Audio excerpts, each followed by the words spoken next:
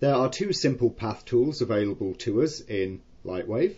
We have the Move Motion Path tool and we have the Path tool. Move Motion Path basically just allows you to click, drag and move an entire motion path around like this.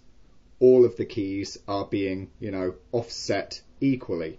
Whatever movement we perform on, X, Y and Z position, that change, that displacement of position is being applied to every single key. So it lets us pick up a thing's entire motion path and just move it around in our scene nice and easily like this. The Path tool is slightly different. What the Path tool does, you'll notice, is that it gives you these little handles on each keyframe here.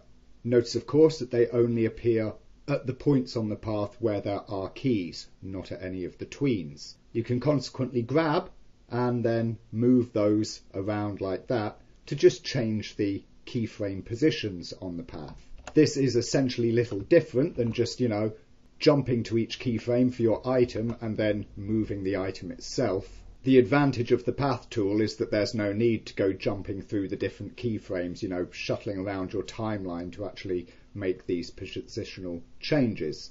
You can just do it directly on the path itself here. The handles themselves, by the way, they look like they've got, these little bits for grabbing on them. They actually don't. These are simply markers that show you the parent relative spatial directions for the X, Y and Z channels. Marked, of course, in the standard colours of red, green and blue there, like that. Using the Path tool, of course, can be a great way to adjust the spacing on your keyframes.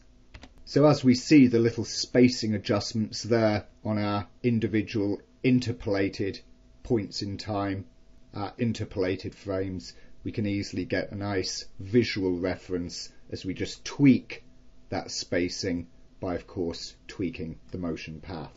What we're not doing, of course, is altering the time positions of these keys. So it's not a way to adjust our timing, but it is a nice convenient way to be able to adjust your spacing.